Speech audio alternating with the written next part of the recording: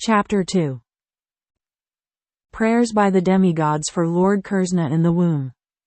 King Kṛṣṇa not only occupied the kingdoms of the Yadu, Bhoja and Indaka dynasties and the kingdom of Sarasena, but he also made alliances with all the other demoniac kings, as follows: the demon Pralamba, demon Baka, demon Kanura, demon Trinavarta, demon Agasura, demon Mustika, demon Arista, demon Devivida, demon Putana, demon Kesi and demon Denuka. At that time, Jarasandha was the king of Magadha province, known at present as Bihar state. Thus by his diplomatic policy, Kṛṣṇa consolidated the most powerful kingdom of his time, under the protection of Jarasandha. He made further alliances with such kings as Banasura and Bhaumasura, until he was the strongest.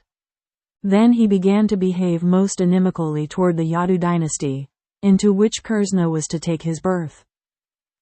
Being harassed by Kṛṣṇa, the kings of the Yadu, Bhoja and Indaka dynasties took shelter in different states, such as the state of the Kurus, the state of the Panukulas and the states known as Kakaya, Salva, Vidarbha, Nisada, Videha and Kosala. Kṛṣṇa broke the solidarity of the Yadu kingdom, as well as the Bhoja and Indaka. He made his position the most solid within the vast tract of land known at that time as Bharatavarsa. When Kṛṣṇa was killing the 6 babies of Devaki and Vasudeva one after another, many friends and relatives of Kṛṣṇa approached him and requested him to discontinue these heinous activities. But all of them became worshippers of Kṛṣṇa. When Devaki became pregnant for the 7th time, a plenary expansion of Kṛṣṇa known as Ananta appeared within her womb. Devaki was overwhelmed with both jubilation and lamentation. She was joyful, for she could understand that Lord Vishnu had taken shelter within her womb. But at the same time she was sorry that as soon as her child would come out, Kṛṣṇa would kill him. At that time the Supreme Personality of Godhead, Kṛṣṇa, being compassionate upon the Yadus, who were fearful due to the atrocities committed by Kṛṣṇa, ordered the appearance of Yogamaya, his internal potency. Kṛṣṇa is the Lord of the universe, but he is especially the Lord of the Yadu dynasty. Yogamaya is the principal potency of the personality of Godhead. In the Vedas it is stated that the Lord, the Supreme Personality of Godhead, has multipotencies. Parasya Saktir Vividiva Shriyate. All the different potencies are acting externally and internally, and Yogamaya is the chief of all potencies. The Lord ordered the appearance of Yogamaya in the land of Vrajapum, in Vrindavana, which is always decorated and full with beautiful cows. In Vrindavana, Rohini, one of the wives of Vasudeva, was residing at the house of King Nanda and Queen Yasoda. Not only Rohini but many others in the Yadu dynasty were scattered all over the country due to their fear of the atrocities of Kṛṣṇa. Some of them were even living in the caves of the mountains. The Lord thus informed Yogamaya, under the imprisonment of Kṛṣṇa are Devaki and Vasudeva, and at the present moment my plenary expansion Sesa is within the womb of Devaki. You can arrange the transfer of Sesa from the womb of Devaki to the womb of Rohini. After this arrangement, I am personally going to appear in the womb of Devaki with my full potencies. Then I shall appear as the son of Devaki and Vasudeva, and you shall appear as the daughter of Nanda and Yasoda in Vrindavana. Since you will appear as my contemporary sister, and since you will quickly satisfy desires for sense gratification, people within the world will worship you with all kinds of valuable presentations, incense, candles, flowers and offerings of sacrifice. People who are after materialistic perfection will worship you under the different forms of your expansions, which will be named Durga, Bhadrakali, Vijaya, Vaisnavi, Kumuda, Kandika, Kṛṣṇa, Madhavi, Kanyaka, Maya, Narayani, Asani, Sarada and Ambika. Kṛṣṇa and Yogamaya appeared as brother and sister, the Supreme Powerful and the Supreme Power. Although there is no clear distinction between the powerful and the power, power is always subordinate to the powerful.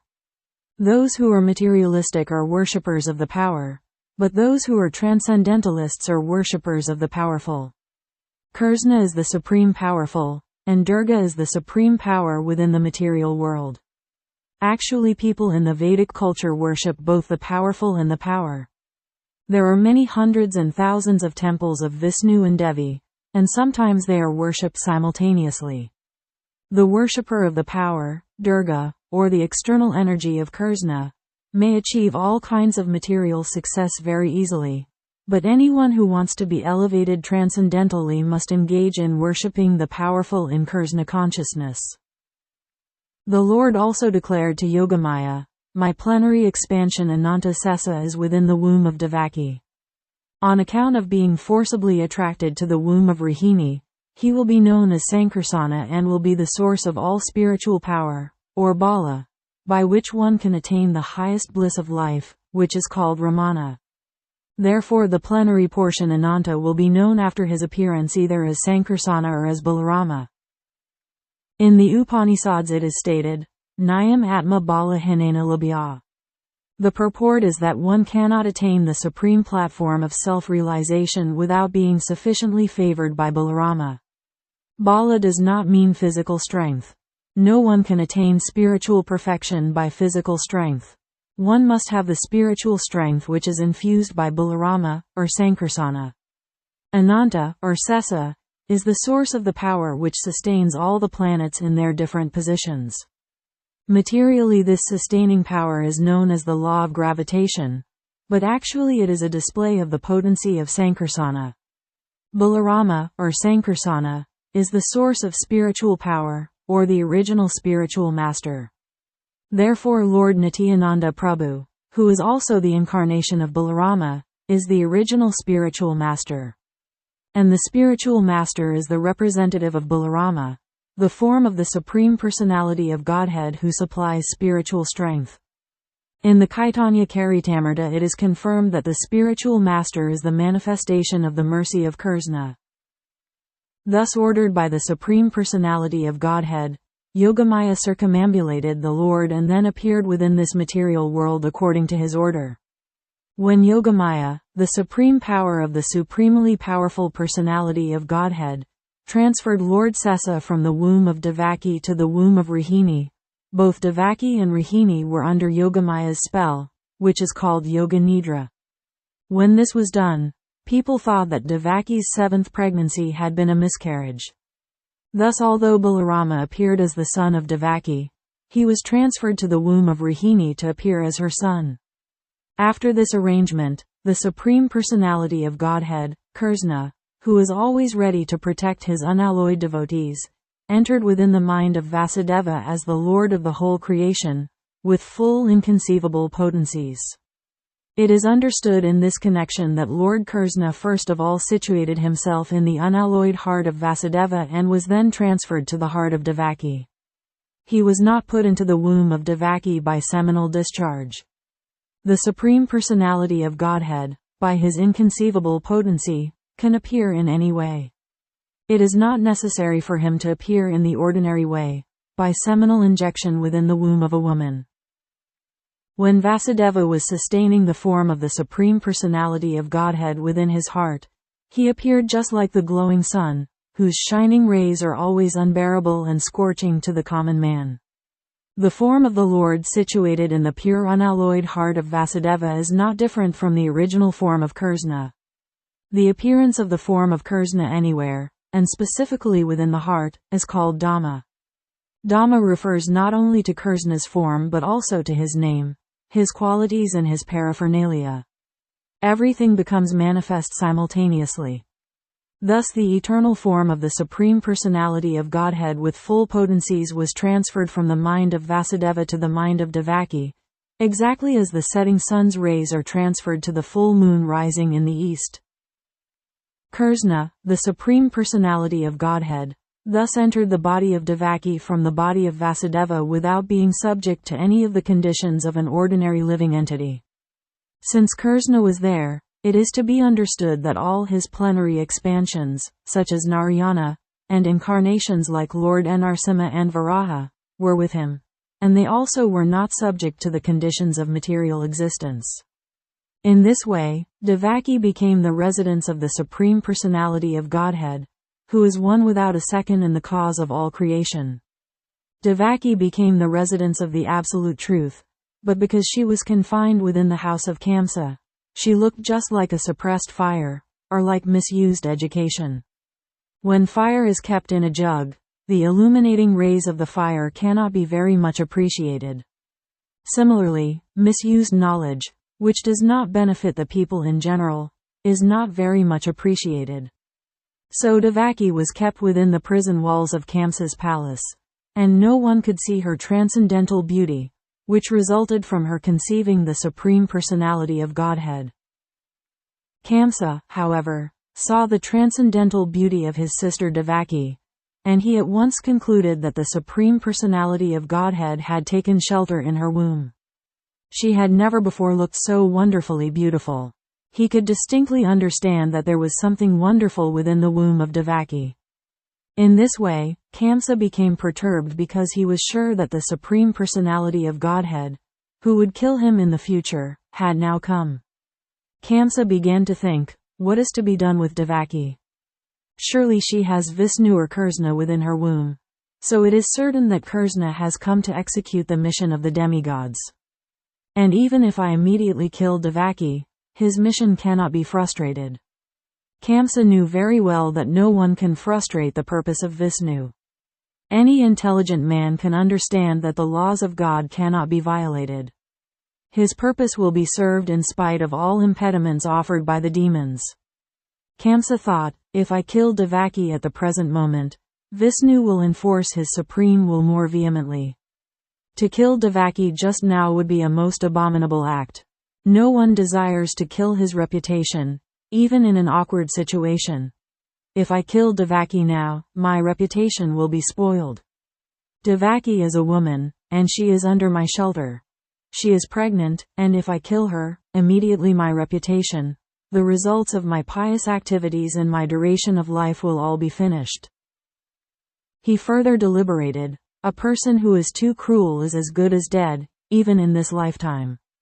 No one likes a cruel person during his lifetime, and after his death, people curse him. On account of his self-identification with the body, he must be degraded and pushed into the darkest region of hell. Kṛṣṇa thus meditated on all the pros and cons of killing Devaki at that time. Kṛṣṇa finally decided not to kill Devaki right away but to wait for the inevitable future. But his mind became absorbed in animosity against the personality of Godhead.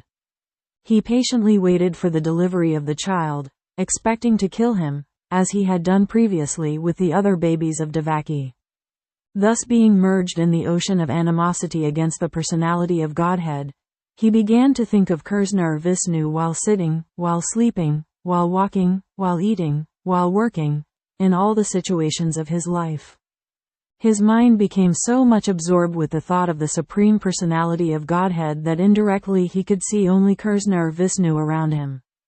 Unfortunately, although his mind was so absorbed in the thought of Vishnu, he is not recognized as a devotee because he was thinking of Kṛṣṇa as an enemy. The state of mind of a great devotee is also to be always absorbed in Kṛṣṇa, but a devotee thinks of him favorably, not unfavorably. To think of Kṛṣṇa favorably is Kṛṣṇa consciousness, but to think of Kṛṣṇa unfavorably is not Kṛṣṇa consciousness. At this time Lord Brahma and Lord Shiva, accompanied by great sages like Narada and followed by many other demigods, invisibly appeared in the house of Kṛṣṇa. They began to pray to the Supreme Personality of Godhead in select verses, which are very pleasing to the devotees and which award fulfillment of their desires. The first words they spoke acclaimed that the Lord is true to his vow.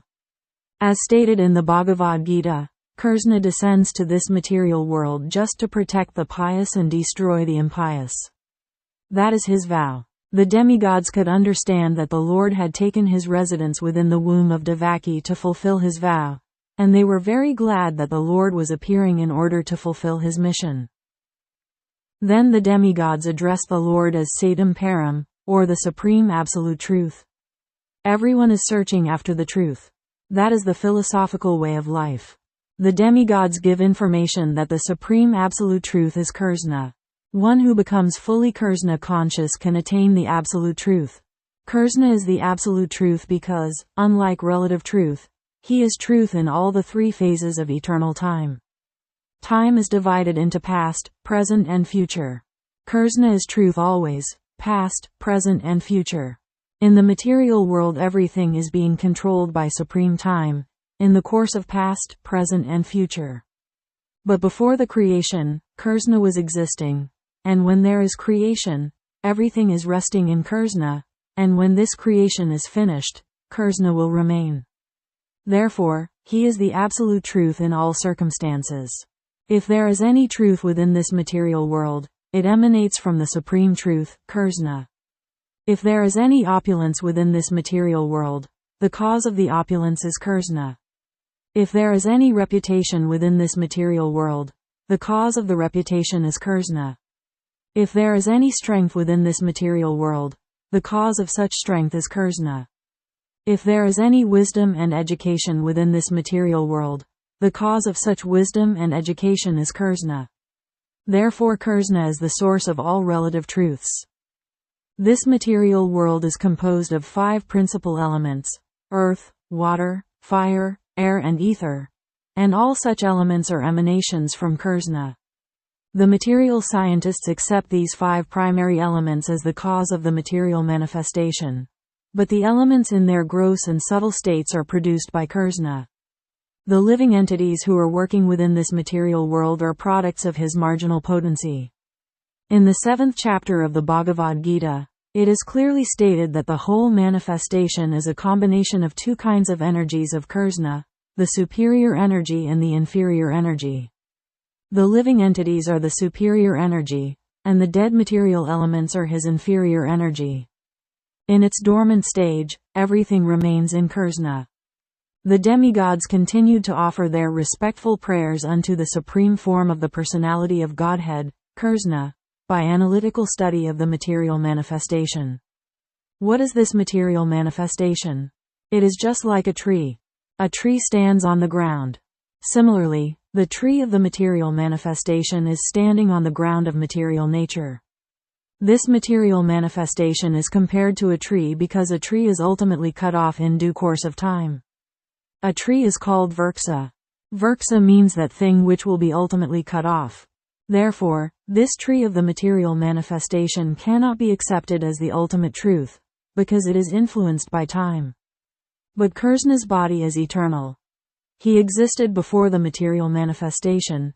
He is existing while the material manifestation is continuing. And when it will be dissolved, he will continue to exist. Therefore only Kṛṣṇa can be accepted as the absolute truth. The Katha Upanishad also cites this example of the tree of the material manifestation standing on the ground of material nature.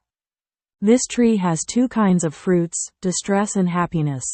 Those who are living in the tree of the body are just like 2 birds. One bird is the localized aspect of Kṛṣṇa known as the Paramatma, and the other bird is the living entity. The living entity is eating the fruits of this material manifestation. Sometimes he eats the fruit of happiness, and sometimes he eats the fruit of distress. But the other bird is not interested in eating the fruit of distress or happiness because he is self-satisfied. The Katha Upanishad states that one bird on the tree of the body is eating the fruits, and the other bird is simply witnessing. The roots of this tree extend in 3 directions. This means that the root of the tree is the 3 modes of material nature: goodness, passion and ignorance. Just as the tree's root expands, so, by association of the modes of material nature, goodness, passion and ignorance, one expands his duration of material existence. The tastes of the fruits are of 4 kinds: religiosity, economic development, sense gratification and, ultimately, liberation. According to the different associations in the 3 modes of material nature, the living entities are tasting different kinds of religiosity, different kinds of economic development, different kinds of sense gratification and different kinds of liberation. Practically all material work is performed in ignorance, but because there are 3 qualities, sometimes the quality of ignorance is covered with goodness or passion. The taste of these material fruits is accepted through 5 senses. The 5 sense organs through which knowledge is acquired are subjected to 6 kinds of whips: lamentation, illusion, infirmity, death, hunger and thirst. This material body, or the material manifestation, is covered by 7 layers: skin, muscle, blood, marrow, bone, fat and semen. The branches of the tree are 8: earth, water, fire, air, ether, mind, intelligence and ego. There are 9 gates in this body: the 2 eyes, 2 nostrils, 2 ears, 1 mouth, 1 genital, 1 rectum. And there are 10 kinds of internal air passing within the body: prana, apana, udana, vyana, samana, etc. The 2 birds seated in this tree, as explained above, are the living entity and the localized Supreme Personality of Godhead, Paramatma. The root cause of the material manifestation described here is the Supreme Personality of Godhead. The Supreme Personality of Godhead expands himself to take charge of the 3 qualities of the material world. Vishnu takes charge of the mode of goodness, Brahma takes charge of the mode of passion, and Lord Shiva takes charge of the mode of ignorance. Brahma, by the mode of passion, creates this manifestation. Lord Vishnu maintains this manifestation by the mode of goodness, and Lord Shiva annihilates it by the mode of ignorance. The whole creation ultimately rests in the Supreme Lord.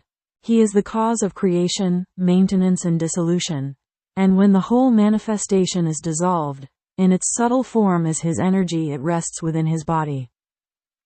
At present, the demigods prayed, the Supreme Lord Kṛṣṇa is appearing just for the maintenance of this manifestation. Actually, the Supreme Cause is one, but less intelligent persons, being deluded by the 3 modes of material nature, see that the material world is manifested through different causes. Those who are intelligent can see that the cause is one, Kṛṣṇa. As it is stated in the Brahma Samhita, Isvara Parama Kṛṣṇa, Sarva Karana Karanam. Kṛṣṇa, the Supreme Personality of Godhead, is the cause of all causes. Brahma is the deputed agent for creation, Vishnu is the expansion of Kṛṣṇa for maintenance, and Lord Shiva is the expansion of Kṛṣṇa for dissolution. Our dear Lord, the demigods prayed, it is very difficult to understand your eternal form or personality. People in general are unable to understand your actual form. Therefore you are personally descending to exhibit your original eternal form.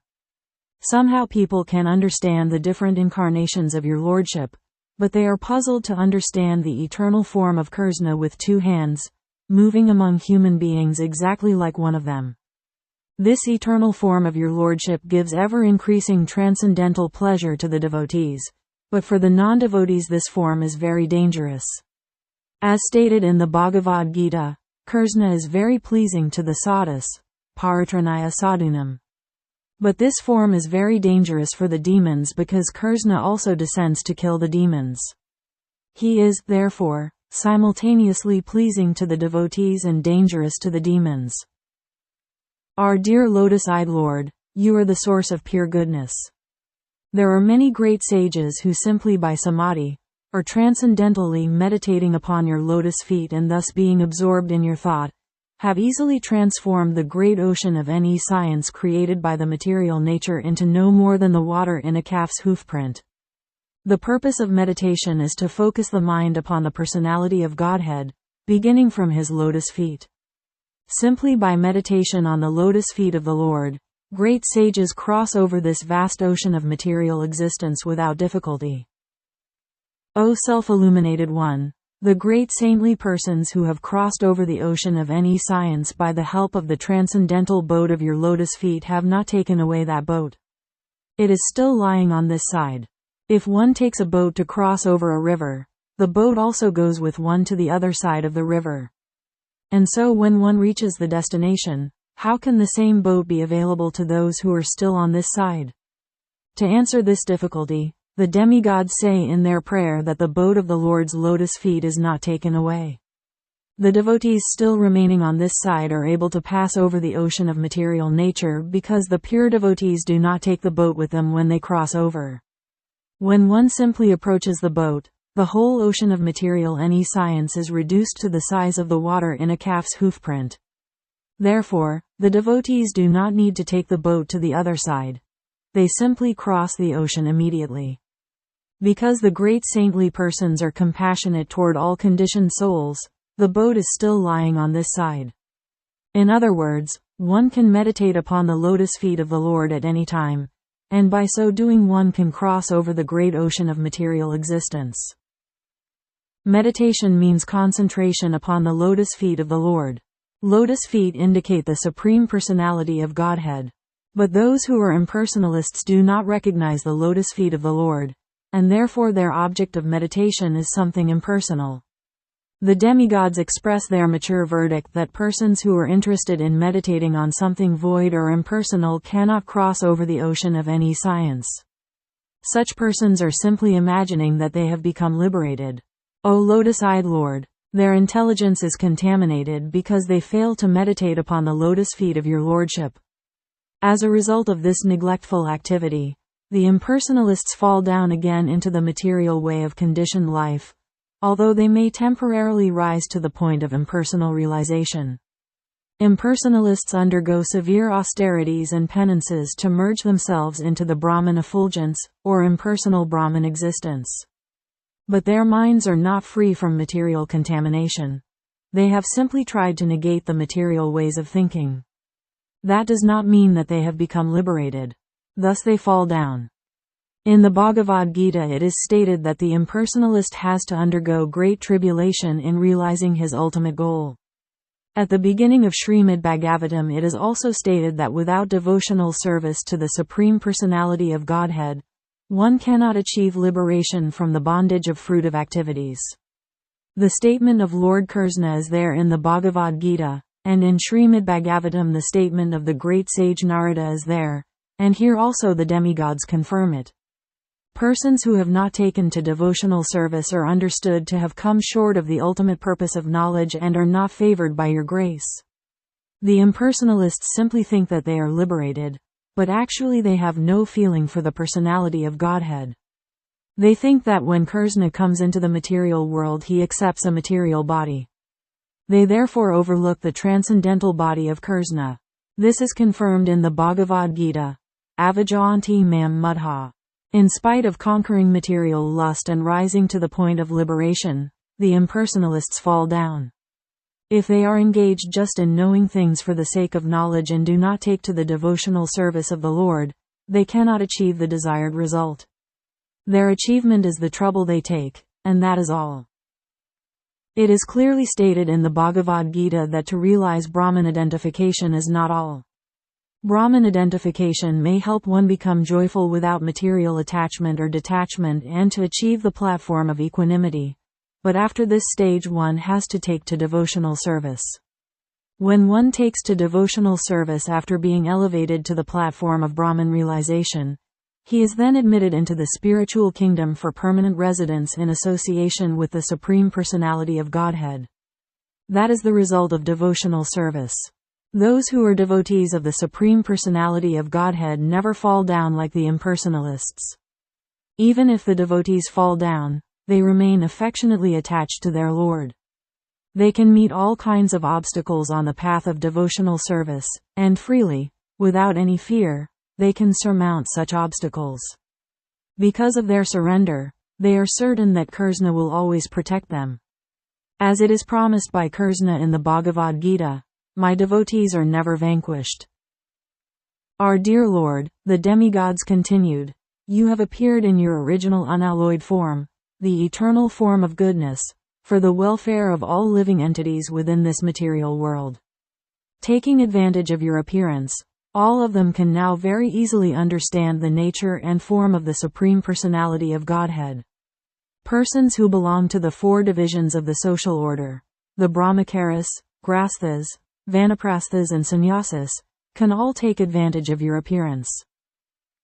Dear Lord, husband of the goddess of fortune, devotees who are dovetailed in your service do not fall down from their high position like the impersonalists. Being protected by you, the devotees are able to traverse over the heads of many of Maya's commanders-in-chief, who can always put stumbling blocks on the path of liberation. Dear Lord, you appear in your eternal transcendental form for the benefit of the living entities so that they can see you face to face and offer their worshipful sacrifices by ritualistic performance of the Vedas, mystic meditation and devotional service as recommended in the scriptures. Dear Lord, if you did not appear in your eternal transcendental form, full of bliss and knowledge, a form which can eradicate all kinds of speculative ignorance about your position, then all people would simply speculate about you according to their respective modes of material nature. The appearance of Kṛṣṇa is the answer to all imaginative iconography of the Supreme Personality of Godhead. Everyone imagines the form of the Supreme Personality of Godhead according to his mode of material nature. In the Brahma Samhita it is said that the Lord is the oldest person. Therefore a section of religionists imagine that God must be very old, and therefore they depict a form of the Lord like a very old man. But in the same Brahma Samhita, that is contradicted. Although he is the oldest of all living entities, he has his eternal form as a fresh youth. The exact words used in this connection in Srimad Bhagavatam are Vijñānam Ajñāna Bhaidapamarjanam. Vijñānam means transcendental knowledge of the Supreme Personality of Godhead. Vijñānam is also experienced knowledge.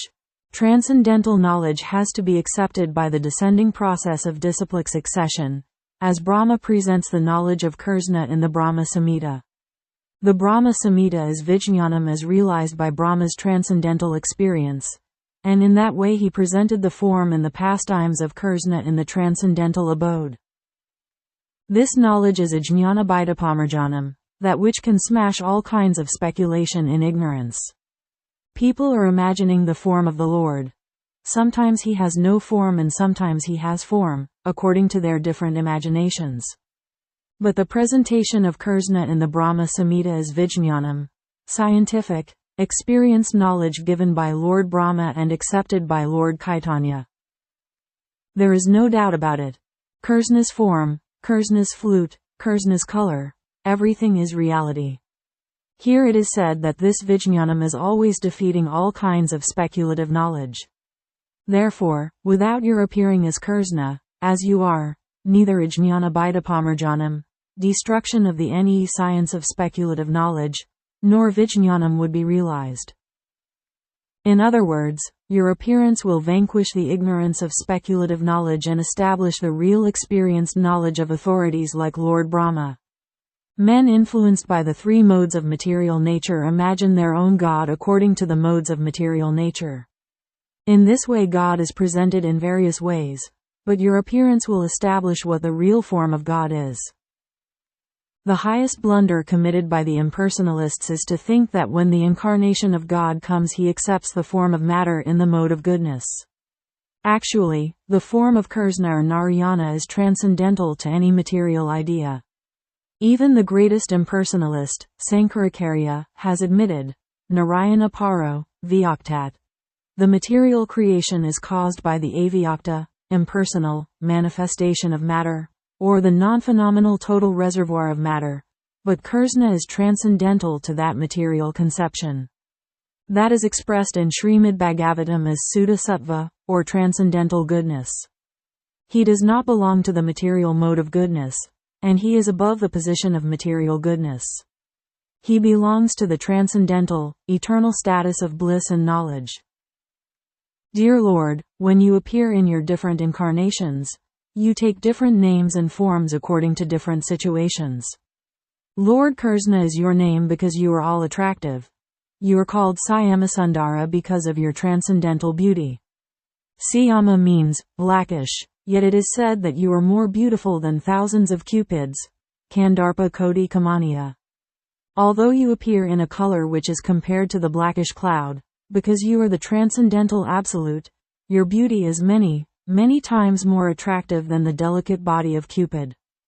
Sometimes you are called Giridhari because you lifted the hill known as Govardhana. You are sometimes called Nandanandana or Vasudeva or Devakinandana because you appear as the son of Maharaja Nanda or Vasudeva or Devaki. Impersonalists think that your many names or forms are given according to a particular type of work and quality because they accept you from the position of a material observer. Our dear Lord, the way of understanding is not to study your absolute nature, form and activities by mental speculation. One must engage himself in devotional service. Then one can understand your absolute nature and your transcendental form, name and qualities. Actually, only a person who has a little taste for the service of your lotus feet can understand your transcendental nature or form and qualities. Others may go on speculating for millions of years, but it is not possible for them to understand even a single part of your actual position. In other words, the Supreme Personality of Godhead, Kṛṣṇa, cannot be understood by the non-devotees because there is a curtain of Yogamaya which covers Kṛṣṇa's actual features. As confirmed in the Bhagavadgita, Naham Prakasa Sarvasya, the Lord says, I am not exposed to anyone and everyone. When Kṛṣṇa came, he was actually present on the battlefield of Kurukshetra, and everyone saw him. But not everyone could understand that he was the Supreme Personality of Godhead. Still, everyone who died in his presence attained complete liberation from material bondage and was transferred to the spiritual world. O Lord, the impersonalists or non-devotees cannot understand that your name is identical with your form. Since the Lord is absolute, there is no difference between his name and his actual form. In the material world there is a difference between form and name. The mango fruit is different from the name of the mango. One cannot taste the mango fruit simply by chanting, mango, mango, mango. But the devotee who knows that there is no difference between the name and the form of the Lord chants harekrishna, harekrishna, Kṛṣṇa Kṛṣṇa, Hare Rama, Rama Rama, Hare and realizes that he is always in Kṛṣṇa's company. For persons who are not very advanced in absolute knowledge of the Supreme, Lord Kṛṣṇa exhibits his transcendental pastimes. Such persons can simply think of the pastimes of the Lord and get full benefit. Since there is no difference between the transcendental name and form of the Lord, there is no difference between the transcendental pastimes and the form of the Lord.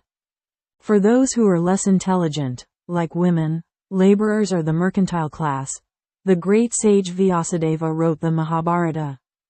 In the Mahabharata Kṛṣṇa is present in his different activities.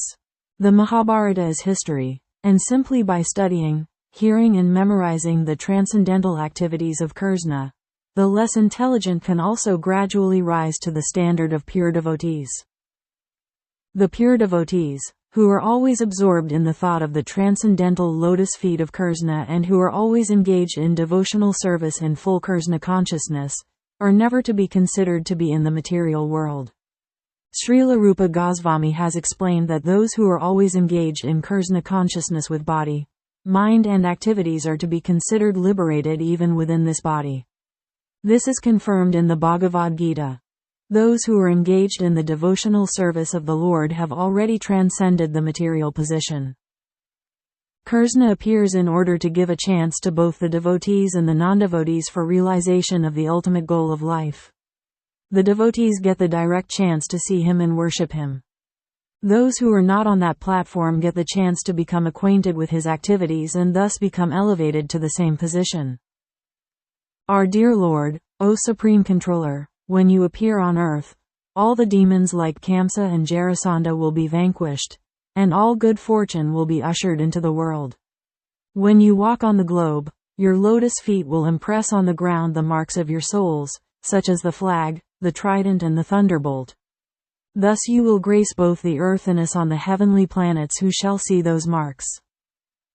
O dear Lord, the demigods continued, you are unborn. Therefore we do not find any reason for your appearance other than for your pleasurable pastimes.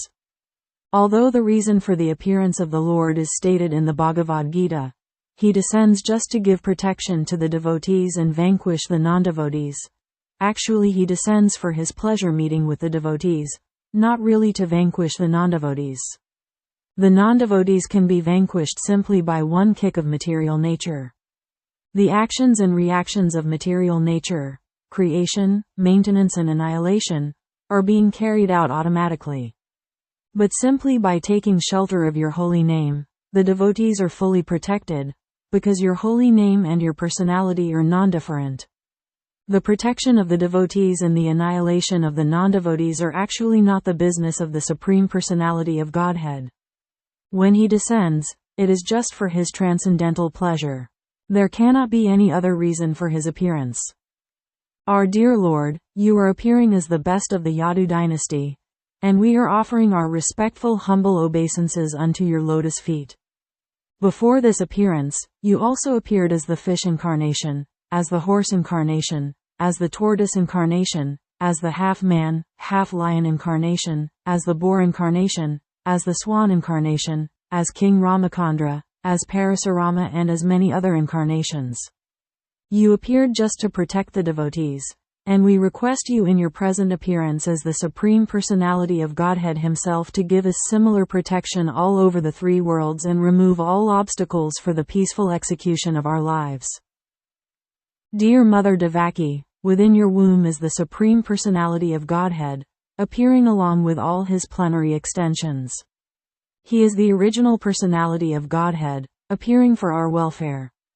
Therefore you should not be afraid of your brother, the king of Bhoja. Your son Lord Kṛṣṇa, who is the original personality of Godhead, will appear for the protection of the pious Yadu dynasty. The Lord is appearing not alone but accompanied by his immediate plenary portion, Baladeva. Devaki was very much afraid of her brother Kamsa because he had already killed so many of her children. So she was very anxious about Kṛṣṇa. In the Vishnu Purana it is stated that in order to pacify Devaki, all the demigods, along with their wives, used to visit her to encourage her not to be afraid that her son would be killed by Kamsa. Kṛṣṇa, who was within her womb, was to appear not only to diminish the burden of the world but specifically to protect the interests of the Yadu dynasty, and certainly to protect Devaki and Vasudeva. It is understood that Kṛṣṇa had been transferred from the mind of Vasudeva to the mind of Devaki, and from there to her womb. Thus all the demigods worshipped Devaki, the mother of Kṛṣṇa.